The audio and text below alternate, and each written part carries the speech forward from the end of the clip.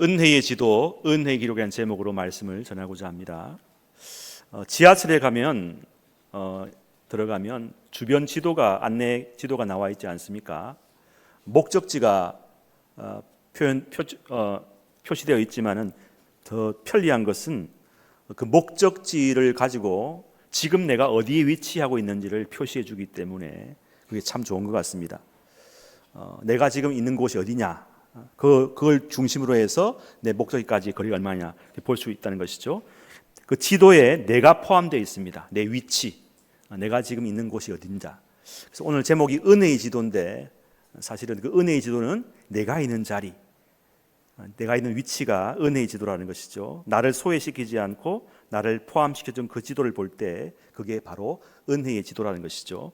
여러분, 영원이라는 시간의 목적지를 향해 가는 우리의 삶에도 하나님께서 주신 은혜의 지도가 있습니다. 나를 포함해서 내가 지금 어느 위치에 있는가를 알려주는 지도입니다. 오늘 본문 16장 4절 잠언 말씀은 이렇게 말씀합니다. 여호와께서 온갖 것을 그 쓰임에 적당하게 지으셨나니 악인도 악한 날에 적당하게 하셨느니라 말씀합니다. 그 쓰임에 적당하게 지으셨댔습니다. 하나님의 목적에 맞게 가장 최적화된 가장 좋은 위치, 지금 현재의 위치로 우리 모두를 만드셨고 이 만물을 환경을 조성하셨다는 것입니다. 성경에 보니까 이 쓰임에 적당하다는 말이 for his own end라 나와 있습니다. 다시 말해서 하나님 당신 그분의 자신의 목적들을 위해서 했습니다. 여러분, end는 영화를 보고 나면 the end 나와 있지 않습니까? 끝이라는 말과 목적이란 말이 두 가지 다 있습니다. 그러니까 어차피 목적지가 끝이니까요, 그죠? 그 끝에 목적지를 향해서 우리가 현재를 향해서 우리가 준비되는 지금 우리 현재의 모습이 은혜의 지도라는 것입니다. 여러분, 지도라는 것이 실제의 모습을 일정한 비율로 축소해서 나타낸 것이 아니겠습니까? 또 그 지도에는 상세하게 다 나타낼 수 없어요, 그죠? 중요한 부분만 표현하는 것이죠. 여러분, 우리가 살아가고 경험하고 보고 듣고 관계하는 우리를 둘러싼 모든 환경들이 바로 앞으로 우리가 가게 될 영원한 목적지에 다다르게 하는 지도라는 것입니다. 목적지가 있는데 그게 다다를 수 있는 그 지도가 뭐냐? 우리가 지금 현재의 모습이라는 것이죠. 그러면 이 은혜의 지도, 현재의 상황, 현실이라는 이 지도를 우리는 잘 관찰하고 주의 깊게 보아야 하지 않겠습니까? 현실이 중요한 것입니다. 어떤 사람이 배를 타고 가다가 폭풍우를 만나서 거의 죽게 생겼습니다. 그 순간 갑자기 부 하면서 옆에 큰 배가 지나가면서 구해주는 것입니다. 손을 딱 내밀어서. 그 순간 갈등을 했어요. 이 사람은 하나님이 분명히 직접 구해줄 것인데 지금 만나는 이 배가 맞는가 긴가민가 고민이 됐어요. 그 순간 하나님께서 음성을 말해줘요. 야, 그 배 내가 보냈다. 빨리 타라 말씀하셨습니다. 여러분, 현실 속에서 하나님은 은혜의 지도로 우리에게 목적지를 향해 가는 방향을 보여줄 때가 많다는 것입니다. 여러분, 이 성경이 이렇게 기록되어 있는데요, 성경이 하나님의 말씀인데 그럼 하나님의 말씀은 하나님이 직접 기록해야지 왜 여러 가지 시대를 통해서 수십 명의 인간적인 저자를 통해서 창세기도 기록하고 이렇게 야고보서 기록했을까요? 여러분, 게다가 성경에 보면요, 거룩한 하나님의 말씀도 있지만은 때론 성경에는 우리가 읽기에는 좀 남녀 상렬지사, 아가스를 보면은 굉장히 그런 적나라한 표현도 많아요. 그런데 하나님 말씀인데 왜 이렇게 인간적인 내용도 많고 시아버지가 며느리를 이렇게 그런 부분도 있고 막 그런 부분이 있어요, 그죠? 이게 말씀 맞나? 고민될 때가 있어요. 여러분, 성경이 최종적으로 결정될 때는요, 하나님께서 도장을 쾅 찍은 게 아니고 인간들이 모여서 의논하고 결정하는 소위 카운슬, 공의회라는 것을 통해서 하게 하였었어요. 여러분, 인간들이 모인 그 공의 회의체에도 분명히 실수가 있고 결함이 있을 텐데 왜 하나님은 이곳에서 성경을 최종 결정하게 하셨을까요? 이게 현실이라는 것입니다. 현실 속에서 하나님의 안내판이 있다는 것입니다. 오늘 말씀에도 여호와께서 온갖 것을 그 쓰임에 합당하게 지으셨다는 것입니다. 가장 최적화된 모습으로 현실이라는 것을 선물로 주셨다는 것입니다. 부족하고 연약한 것 같아도 하나님은 믿음의 사람의 입술의 고백과 신앙과 이성과 경험을 통해서 하나님의 말씀을 기록하고 전달하는 그 쓰임과 목적으로 쓰셨다는 것입니다. 비록 인간이 실수하고 실패를 해도 하나님의 말씀을 전달하는 데는 얼마든지 말씀의 재료로 부족함이 없다는 것입니다. 인간들의 회의와 결정을 통해서 성경으로 공인되는 과정도 하나님의 사역에 조금도 해가 되거나 방해가 되지 않는다는 사실입니다. 여러분, 우리 새벽에 여호수아 말씀을 읽고 있는데요, 여호수아서와 창세기가 시간적 간격이 큰데도 불구하고 여호수아서에 나오는 수백 년 후에 이루어질 12지파의 가나안 땅의 분배와 그 민족의 기질과 방향을 누구의 입을 통해 전해집니까? 읽어보면 창세기 49장에 아버지 야곱의 마지막 유언의 축복의 기도를 통해서 하나님의 말씀으로 확정되는 것을 보게 됩니다. 허물 많고 실수 많은 야곱이었지만 하나님은 그 아버지 야곱의 부족함에도 불구하고 그의 믿음을 아름답게 여기셔서 기꺼이 하나님의 약속의 언약을 전달하는 통로로 아름답게 사용하신 것입니다. 야곱이 자식들을 모아놓고 이렇게 마지막 유언을 발설하는 순간 하나님은 야곱의 생각과 언어를 감동시키셔서 하나님의 말씀으로 대언하게 하셨다는 것입니다. 그 쓰임에 적당하게 가장 적합하게 야곱을 쓰셨다는 것입니다. 야곱의 예언을 한번 들어보십시다. 규가 유다를 떠나지 아니하며 통치자의 지팡이가 그 발 사이에서 떠나지 아니하기를 실로가 오시기까지 이르리니 그에게 모든 백성이 복종하리로다. 베냐민은 물어뜯는 일이라. 아침에는 빼앗은 것을 먹고 저녁에는 움킨 것을 나누리로다. 여러분, 어떻게 야곱이 이런 예언을 할 수 있었을까요? 자기의 감정으로? 아니에요. 그 순간 하나님이 야곱의 생각을 감동시키셔서 유다를 축복하시고 베냐민을 어떻게 보면 그 베냐민의 미래를 예언한 것이죠. 여러분, 야곱이 예언한 대로 됩니다. 유다에게서 누가 나옵니까? 메시아 예수 그리스도가 나왔고요. 베냐민은 뒤에 보면 어떻게 해요? 전쟁이 끊어지지 않는 그런 비참한 삶을 살게 되었다는 것이죠. 여러분, 오늘날에도 저와 여러분을 야곱처럼 이 현실의 은혜의 지도로 우리를 보내신 줄로 믿습니다. 여러분이 한 가정의 부모입니까?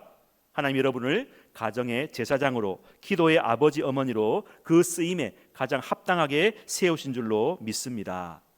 그러므로 그 쓰임에 합당하지 여러분께서 자녀들을 믿음으로 늘 축복하시고 기도하시는 부모님이 되시기를 바랍니다.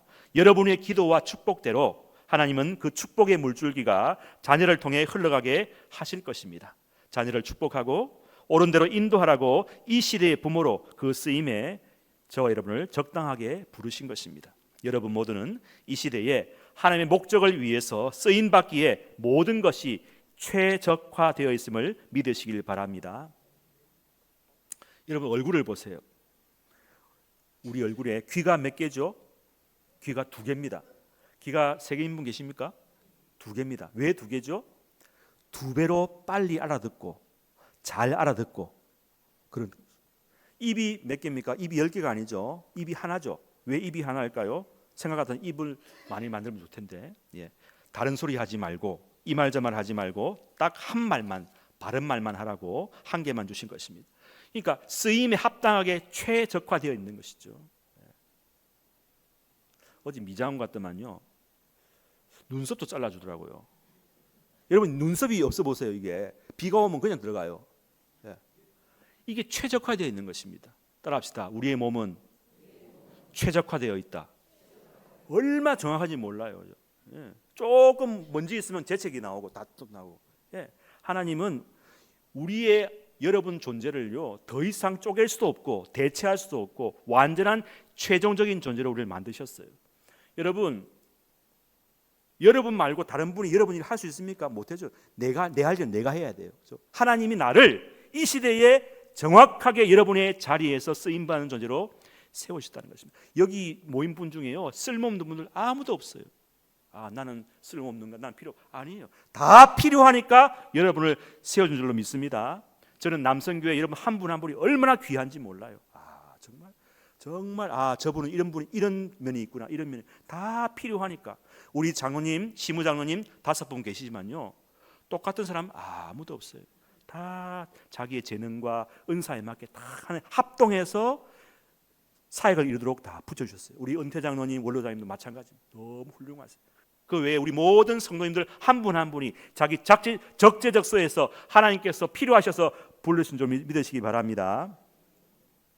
로마서 10장 10절에 보니까 사람이 마음으로 믿어 의에 이르고 입으로 시인하여 구원에 이르느니라. 여기 단체가 아닙니다. 사람 한 사람이에요.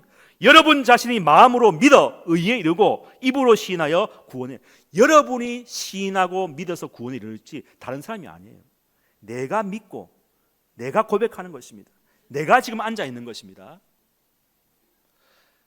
내 천국 갈 수 있게 좀 네가 대신 교회가 헌금도 하고 예배도 아닙니다. 내가 가야 돼. 내가.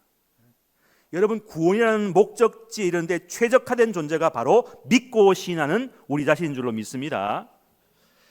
우리 자신은 세상에서요 비교 불구한 가장 유일한 존재입니다.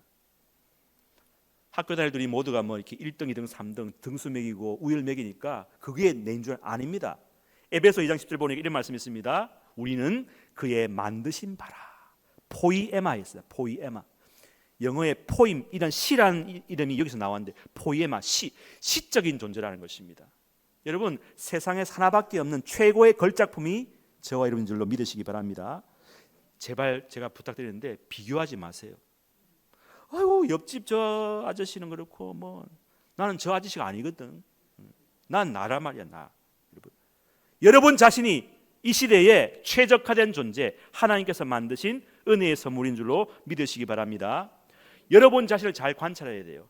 내가 지금 어디로 가는지, 이게 은혜의 지도라는 것이죠. 목적지를 향해 가는 것을 나라는 존재를 통해서 하나님께 은혜의 지도로 주셨다는 것입니다. 그러니까 여러분을 자신을 술과 담배와 쾌락과 중독과 폭력으로 하나의 목적에 최적화된 여러분 자신을 무시하지 말고 훼손하지 마세요. 얼마나 귀중한 존재인지 몰라요. 좋은 음악 듣고 좋은 거 듣고, 그죠? 여러분, 사실 하나님께서 우리 인간을 만드실 때 처음부터 너는 구원받지 못해, 너는 죽을 영혼이야, 너는 그렇게 안 하셨어요. 하나님 모든 사람에게 그 시대에 합당하게 쓰임 받도록 최종적으로 그걸 주셨다는 것이죠. 처음부터 우리 하나님은 배신자, 배반자, 지옥 갈 사람 정해지지 않았습니다. 물론 하나님이 마지막엔 다 아시지만은 일부러 하나님께서 그 사람을 그렇게 하도록 일부러 조정하거나 잘못된 데 가도록 시험하지는 않다는 것입니다.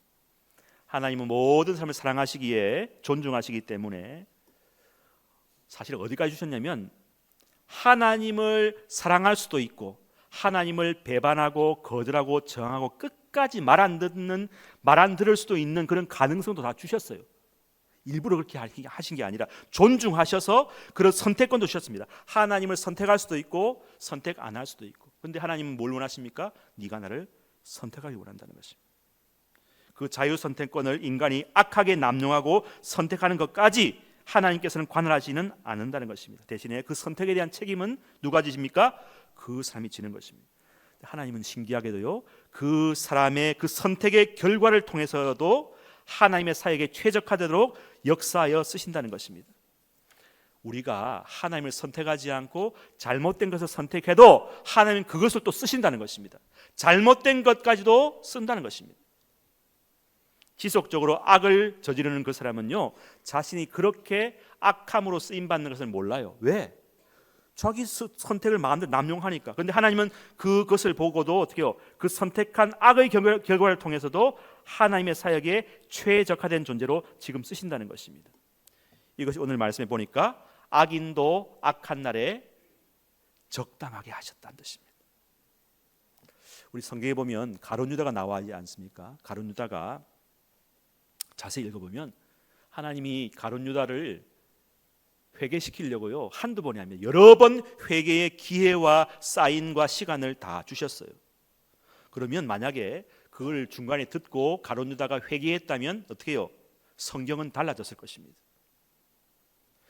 가룟 유다의 역할은 다른 사람에게 넘어갔을 것이고 하나님의 십자가 구원 계획은 또 다른 사람을 통해서 나타났을 것입니다. 우리가 잘 알아야 될 게 그 역할은 다른 누구도 아니고 가룟 유다만 해야 된다. 처음부터 못 받은 적이 있습니까? 없습니다. 가룟 유다는 스스로 예수님을 지속적으로 배반하고 팔아넘긴 것이고, 하나님은 그것을 십자가의 구원을 이루는 과정의 요소로 최적화하여 사용한 것입니다. 마가복음 14장 41절 말씀에 보니까 세 번째 오사 그들에게 이르시되 이제는 자고 쉬라. 그만 되었다. 때가 왔도다. 보라, 인자가 죄인의 손에 팔리니라 말씀합니다. 시편 41편 9절 말씀에도 내가 신뢰하여 내 떡을 나눠 먹던 나의 가까운 친구도 나를 대적하여 그의 발꿈치를 들었나이다. 내가 신뢰하여, 예수님께서 가룟 유다를 신뢰해서 내 떡을 나눠 먹던 나의 가까운 친구라고 했습니다. 예수님은 가룟 유다를 끝까지 포기하지 않으셨음을 알 수 있습니다. 나의 가까운 친구라고 했기 때문입니다. 그러니까 가룟 유다에게도 여러 번 회개의 기회가 있었지만 그 선택을 악한 것으로 바꾸었다는 것입니다. 여러분, 친구라는 영화 있지 않습니까? 장동건 씨가 유호성 씨를 보고 이렇게 얘기하죠. 니는 뭐 때문에 상태기한테만 그래 잘해주노? 하니까 유호성이가 친구 아이가. 화가 난 장동건이가 나 니 시다바리가 죽고 싶나? 그 대사가 나옵니다. 친구 아닙니까? 예수님은 가룟 유다를 끝까지 친구로 대했습니다. 그러나 가룟 유다는 끝까지 예수님의 호의를 받아들이지 않았고 마침내 그는 어떻게 해요? 악인이 되고 악한 날에 최적화된 존재로 하나님의 말씀을 이루는 십자가에 팔아넘기는, 예수님 팔아넘기는 일을 하게 되는 거죠. 구약의 말씀을 이루는 존재로 쓰임받는다는 것입니다. 여러분, 이 시대에 많은 사람들이 하나님께 올바로 쓰임받는 사람이 있는가 하면 악함으로 쓰임받는 사람이 딱 있다는 거예요. 그 둘 중에 하나입니다. 여러분 어떻게 하겠습니까?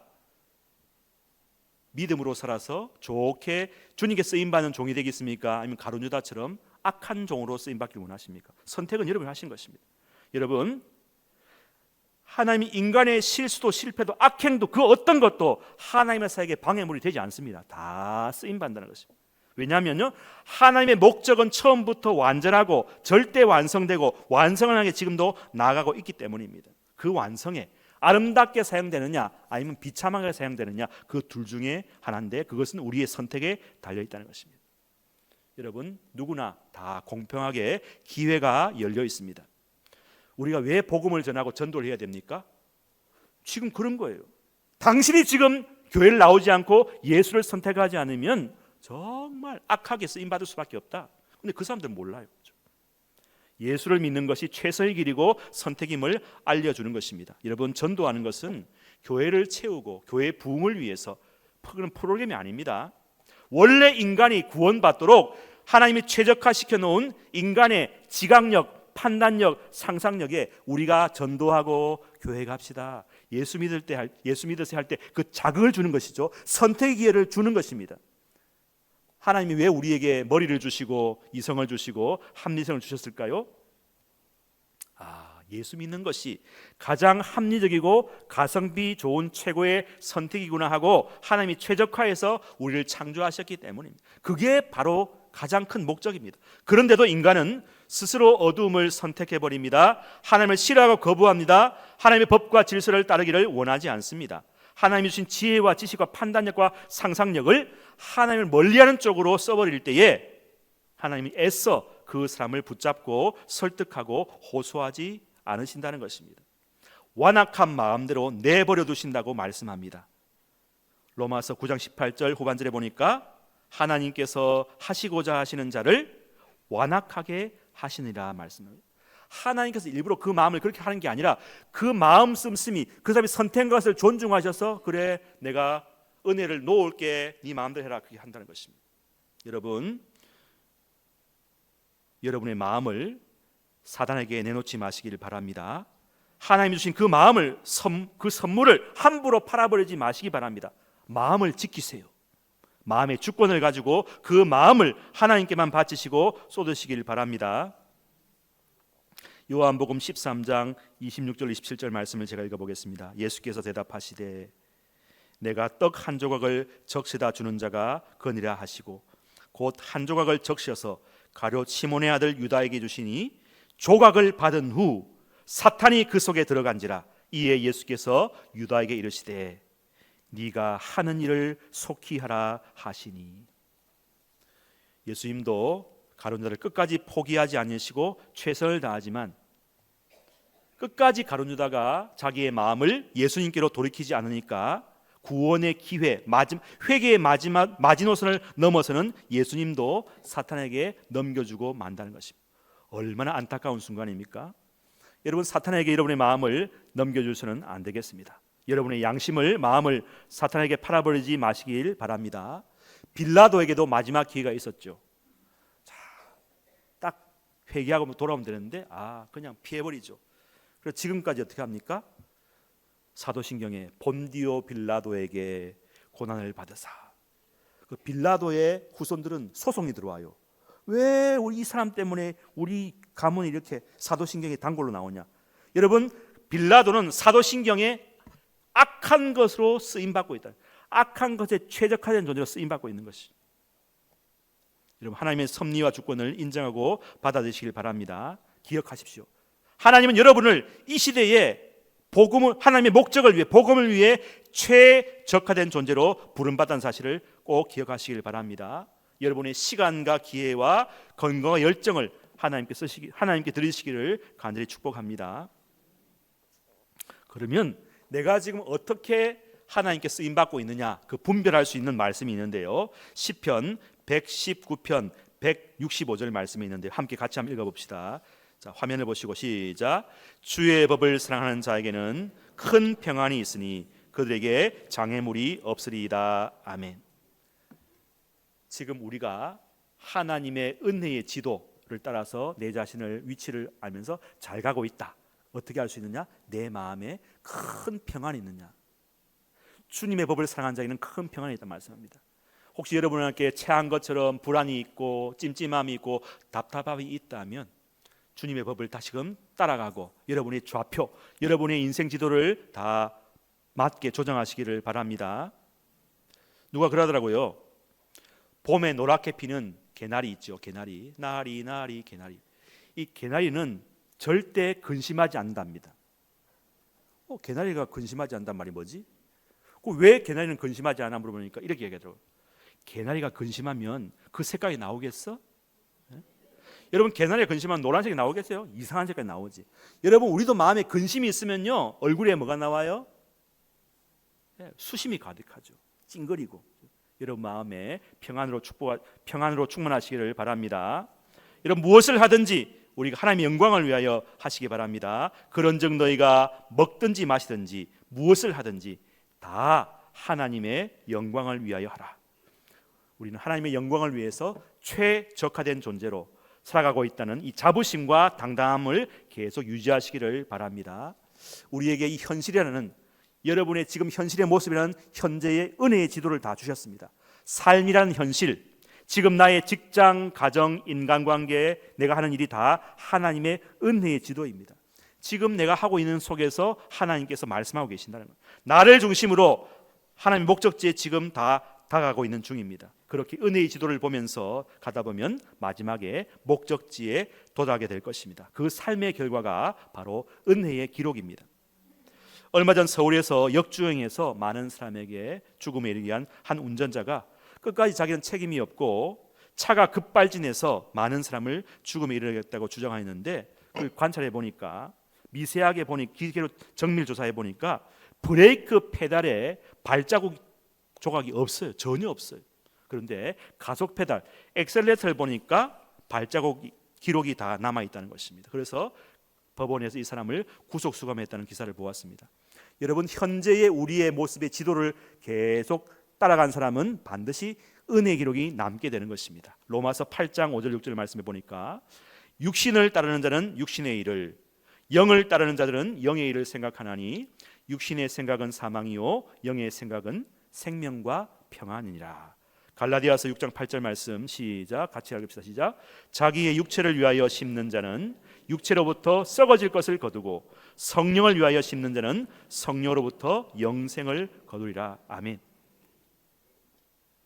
처음에는 차이가 별로 없어요. 표시가 나지 않습니다. 근데 여러분이 기도하고 헌신하고 순종하고 희생한 것이 처음에는 별거 아닌 것 같아도 그것이 계속 쌓이고 이어지고 지속되면 나중에는 이만큼, 영생과 영벌, 영원히 썩지 않을 영광스럽고 찬란한 것과 썩어 없어질 것, 사망의 것으로 나눠지게 된다는 것입니다. 문제는 지속성, 계속성, 충성, 인내, 지구력입니다. 우리가 믿음 생활 하다 보면 실수할 수도 있어요. 넘어질 수도 있습니다. 실패할 수도 있어요. 때로는 포기할 수도 있습니다. 그러나 멈추면 안 돼요. 멈추면 안 돼요. 여러분 기도 생활, 전도 생활, 창송 생활 멈추면 안 돼요. 일어나시기 바랍니다. 쉬면 안 돼요. 오늘 감사하게도 오늘 9월 1일입니다. 9월 1일. 제가 여러분의 지난날을 묻지 않겠습니다. 괜찮아요. 다 하나님이 용서해 주세요. 오늘부터 하면 됩니다. 오늘부터 뉴 스타트, 새로운 계절.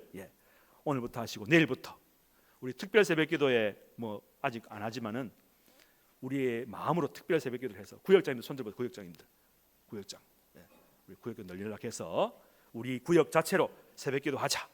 새로운 계절이 나왔다, 그죠? 여러분 함께 모여서 기도하고 나와서 기도할 때에 하나님의 놀라운 축복이 여러분 가운데 있을 줄로 믿습니다. 선과 악의 선택은 바로 여러분 앞에 있습니다. 처음부터 선한 사람, 악한 사람 있지 않습니다. 매일 결단과 선택에 달려 있습니다. 말씀 앞에 보복하시고 오늘 말씀 한 번 더 기억하시고 한번 외워봅시다. 읽어봅시다. 시작. 여호와께서 온갖 것을 그 쓰임에 적당하게 지으셨나니 악인도 악한 날에 적당하게 하셨느니라. 하나님께 최적화된 존재로 선한 싸움을 하는 여러분 다 되시기를 축복합니다. 아멘. 기도합시다. 하나님 아버지, 우리 모두를 이 험한 약육강식의 세상에 던져놓은 이유가 무엇입니까? 감당할 만한 시험만 허락하신다고 말씀하셨고 피할 길도 주시겠다고 하셨으니 능히 이 현실 속에서 현실을 버티고 감당할 만하게 최적화된 존재로 저희를 만드셨음을 믿습니다. 주님 말씀 믿고 당당하게 현실이라는 이 은혜의 지도를 들고 우직하게 은혜의 기록을 남기며 오직 한 길, 믿음의 길로만 걸어가게 하옵소서. 길을 걸어갈 때에 동력자도 주시고 또 내가 기꺼이 엣제르가 되고 로뎀나무가 되어서 많은 사람들의 순례 여정에 함께하는 저희들 되기를 원합니다.